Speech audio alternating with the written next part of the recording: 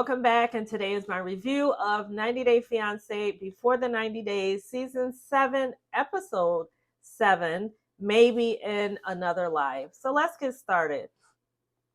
The first couple we see is Tiger Lily and Adnan. So we all know that they already had their wedding and wedding ceremonies and wedding parties and all of that good stuff. And now they're on their honeymoon. So I'm not really sure why Adnan has his brother and Tiger Lily has brought her glam squad, Shay and Cruz. Shay is the makeup artist and Cruz is her hairstylist, but nonetheless, they are in the car and she's a little bit still upset because she comes out and when she gets in the car, he has his shirt kind of all the way buttoned down. And, she's a little upset that, he can have his shirt down and she can't. And I'm just like, you already knew that this was the culture. So I'm really a little surprised, Tiger Lily, that you're having a problem with this. Like, this is not going to go away. This is here to stay as long as you are married to him. So anyways, they do try to talk to her. The brother tries to talk to her a little bit and explain the culture, and so does Adnan. But when they get to the destination, which is Petra, she decides to get out the car and kind of storm off like a 5-year-old. I'm not really sure what's going on because, as I said, this is like not new. This is not any brand new news to her, or at least it shouldn't be. Adnan gets out. He doesn't like her storming off like that and being in a certain mood because he says he doesn't want to be in a mood. So he wants her to kind of get it together. So after talking to him and he gave her a hug, they decided to go ahead and do some sightseeing. Petra is a really beautiful city. It's a tourist attraction known for rock cut architecture. And the city's buildings were chiseled by hand. And if you look at it, it's really beautiful. They have camels as well. Like, it's really beautiful. You definitely need your camera or video there to take lots of pictures. It's very beautiful sight to see. So they end up getting on a camel and, they end up kind of just, letting all of that, whatever they don't like about whatever she doesn't like or she's mad about, they end up letting that go and just trying to have a good day, basically. So they do ride the camel, like I said. The makeup artist, later on when they get in the car, the makeup artist Shay starts being really intrusive. I thought it was really none of her business. She's not married to Adnan. She's asking him, questions about their relationship and how is it going to work when she goes back. And, Tiger Lily is really just accepting a lot of things. And what is she going to do when she gets back to the States and you're not there? And how, like, just drilling them. And Adnan did not like it at all. So he really was like, he's like, don't make his wife mad or in a mood, and then finally Tiger Lily says something to Shay and she, she lets it go at that point, as she should. I'm really, again, I don't know why they were even there. Like, it should have been just Adnan and her, but he doesn't go anywhere by himself, and apparently she doesn't either. Because the makeup artist was also saying that, that she is proud that Tiger Lily stood up for herself, but, that's the culture she married into. So it's not an option as far as the rules. So I feel like nothing is going to change. Like, she'll have to adapt or she'll have to, maybe move on, divorce and move on.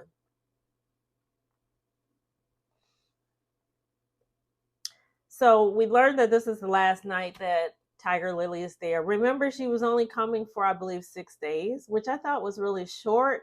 But she has kids at home, so she probably has to get back home.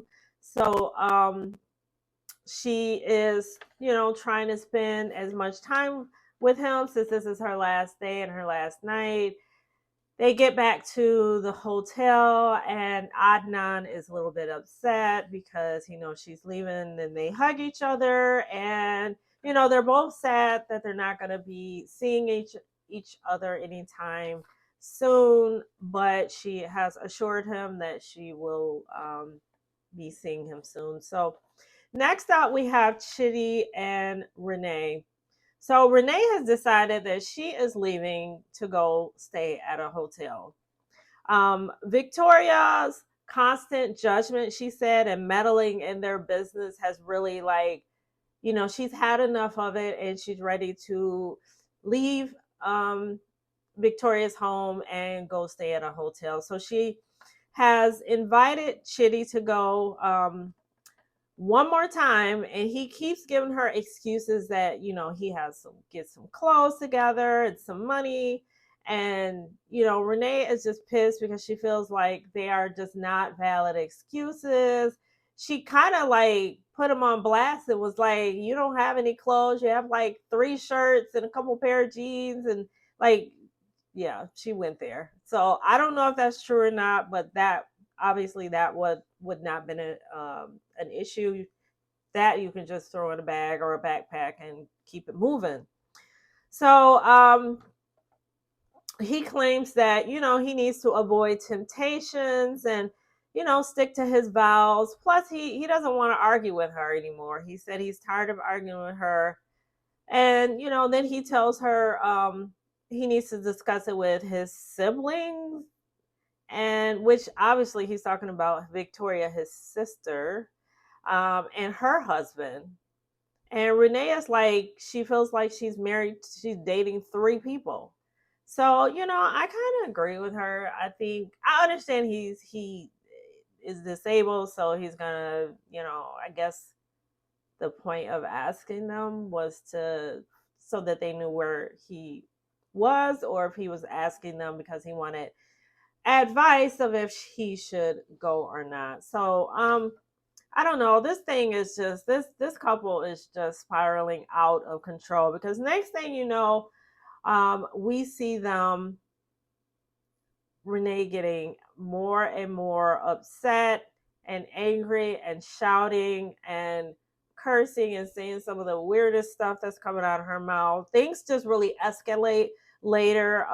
Chitty's brother-in-law was listening outside the door for a while, and he finally stepped in because, like I said, it was getting it was escalating to the point where somebody probably in the home would want to come and see what was going on. And then the sister walks in, and I'm like, oh no, he's already like on 12. Well, she's on 12, not 10, she's on like 12. And the sister is her main reason for wanting to leave. So her sister walks in, and then things just kind of go left. I don't think that they really need to be together. I don't think it's ever going to work.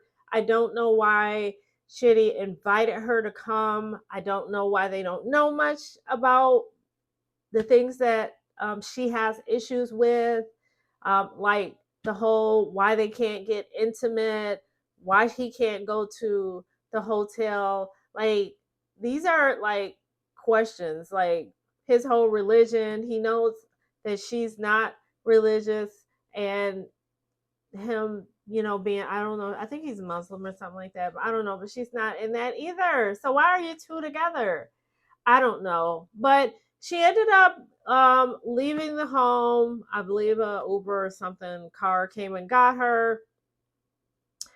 Hopefully she is able to go back earlier than she anticipated. I don't know what her flight, um, how her flight was booked, but maybe she'll still be able to go back home earlier. So she doesn't plan on seeing him anymore. She said she's pretty much over it. I did feel a little bad for her when she was in the car, and she was, very emotional over how it all ended. I mean, nothing happened the way she wanted or thought it was going to go. And, for that, I do feel bad for her. But at the same time, she's a grown lady, and I think she should have gotten a lot of the answers that she needed. but I don't think that she will continue on unless all of this was a lie. But I don't think she will continue on with this relationship. But we'll see. So next up, we have Matilda and Niles. So Niles wakes up and he heads straight to the restroom because the food he ate did not agree with him.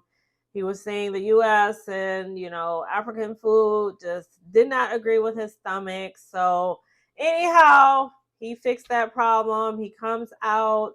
Matilda says that she wasn't happy with him, because they weren't intimate with each other, but, they later decide that, they're just going to wait until marriage.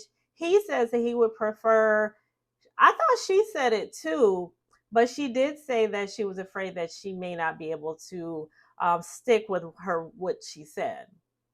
So we'll see, but they ended up going outside for the day. It looks like some type of ocean or something um, outside of her hotel where they walked to, and they just spend some time together. They end up going shopping later, and she wanted to immediately go to a clothing store. And, it's kind of like he said that they all think that Americans have a lot of money. And I think she thought she was just gonna go on this big shopping spree. But when he gets there, they get inside the store. She did find, I believe, a skirt or a dress, and she tried it on, and he's like, okay. He asked how much it was. Now I thought that was strange because he asked her how much it was, and she's like, I don't know, I have to ask. So then the sales lady comes over to them and says that it's $80. And I was like, oh wow, that's a lot for what the skirt that I think she ended up getting. So anyways, he said he was going to go ahead and get it because of the news that he's going to have to tell her later. So he's kind of trying to butter her up so that she's not too. So maybe because it'll soften the blow a little bit if he just, treats her real nice and sweet up until he tells her the bad news. And then after that, he tells her, oh, you should go get your nails done. I know you like to get your nails done. And she's very excited. She's like, oh, you treat me like a queen. And, she's just happy about it. So while she's getting her nails done, he tells her he's going to go walking a little bit, look around, and he finds a jewelry store and he decides to look for a ring for her, an engagement ring. So he ends up finding something. He got a pretty good deal. I think it was like $222 or something like that. I don't know if they do taxes over there, but I think the ring was like $220. So he gets that ring and he leaves and goes back over there. And I'm not sure if things are going to go well, but we will see next week if, she accepts the ring or kicks him out because they're not getting married this visit. So next up, we have Brian and Ingrid. So Ingrid says that things are going well between her and Brian. So she has, she's decided to let him meet her friends. And so they go out to a restaurant and, she introduces all of her friends to him. They kind of grill her a little bit, or grill Brian a little bit. They ask him, like, did he travel by himself? And he tells them that, he's been to Brazil before, because of sports. Her friend said it took them by surprise that Ingrid is dating someone that is in a wheelchair or, disabled. So they also said it would be challenging in Brazil having a relationship with someone that is disabled because a lot of people there are very prejudiced. So, they also asked if they have been intimate. And I thought that was a little intrusive, but these are her girlfriends. Ingrid says to them, no, they have not. Brian tells the ladies that, he's only dated Brazilian women in the past 15 years, But he says usually he is in bed with them the first night. So the fact that, him and Ingrid have not been intimate is very different for him. So Ingrid says that when Brian told her friends that he sleeps with women the first night, it was news to her, but she kind of also feels like, he's different with her and that he wants to get to know her before sleeping with her. So she could appreciate that. So later they go back to the hotel and Brian decides to give her a gift that he had bought for her, which was just a bra and underwear set. It was really cute. I mean, she's a really pretty lady. And so, they try to, be intimate with each other. The cameraman had left to give them some privacy. And it looks like, after an hour after production left, Brian comes out in his wheelchair and he comes, I believe it was outside to talk to the cameras. Um, and he said that Ingrid no longer wanted to be intimate. And, I just think that she's not really that comfortable with him. It sounds like they kind of started to get intimate, but then she asked him if he had a condom, and he said no, he did not. He tried to go downtown, and she was like, no, stop, I don't want that. And yeah, I think her blaming it on a condom was really, I don't know why that question wasn't, or that comment one wasn't told to him, I believe the day before, or even before they got to the hotel. They could have stopped and bought a box of condoms. So I really think that she just is uncomfortable with him, his disability, and trying to get, I would say, have a romantic relationship with him. I think she's fine with being friends with him, but the romantic side, I don't think she can get with that.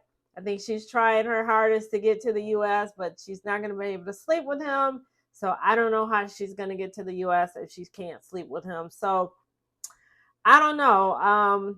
Blaming it on the condom is what she did. So if that's what she thinks she has to do, and she didn't even get a ride home with him, she made it almost seem like he took advantage of the thing of her or something like that. I had to really kind of listen and look at her energy. She was really um not in a good space because, like I said, production ended up taking her back to the hotel, or back to her home. She didn't even say goodbye to him.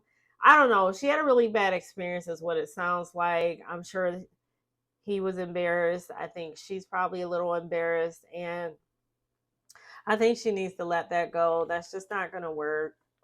I mean, if you're not going to be into someone that's disabled, I mean, I understand it's new, but it's just something that comes along with him. It's just a part of him. So I don't know. He probably doesn't turn her on like a regular, non-disabled person would. But nonetheless, next we have Lauren and Faith. So Faith finally agrees to stop by Lauren's room and talk, but she didn't want to talk in his room. She said she felt more comfortable being outside. So they go out to the park and talk about the infidelity. Well, actually, he decides to once again tell her that the clinic gave him medication and in a week he will be back to normal. I think she already heard that the other day. Faith says to him that it's alarming and she doesn't feel good that he had, an STD. Lauren says he's sorry, and they're in that situation because of him. But he thought he was communicating that he was seeing other people when they were talking on the phone. And then Lauren wants to confirm that he has slept with people whose house he stayed the night at, because remember, in the US, he sleeps at different people's houses. So she wants to know, are you sleeping at everybody's house that are you sleeping with a person at every house that you sleep at? And he kind of doesn't say no, but he doesn't say yes. He says more like, well, I sleep with someone once a week. And I'm like, wow. Yeah, I don't know how I would take that if I was Lauren. I personally would have been done talking to him already when we were at the waterfall, when they were at the waterfall, and he made, he revealed that what happened, the STD, I would have been done with him then. Lauren claims that from here forward, he is not going to sleep with anyone else. And instead of meeting her family as her boyfriend, she claims that he will have to be introduced as her friend. So basically, she's giving him another chance. Um, I feel like you really have to set boundaries. I don't understand why she's giving him another chance. I think that he is used to women doing this with him and he's able to get away with it. And I think, as most of the couples, they have something also to gain out of being in these type of relationships, which are really um, odd relationships. But like I said, they have something to get out of it too. So a lot of them do stick it out um, until, as long as they can, because she probably wants to get to the U.S. and he wants to stay over there in her company and be El Cheapo over there. So who knows? This episode is, kind of. I was gonna say, I know that there's a new couple, but when I listened to them, I just thought it was just a regular old relationship. There was nothing very interesting to me about the relationship. I may include it in my next video, but I didn't think it needed to be included in this one. Actually, I thought she was very boring. I know she was a belly dancer, but I really didn't see any interest in it, but I may on my next video. So thank you so much for joining me. I really do appreciate it. And on your way out, if you like any of this content, please like, comment, and subscribe. And remember, life has no remote. Get up and change it yourself. And I'll talk to you again. Bye.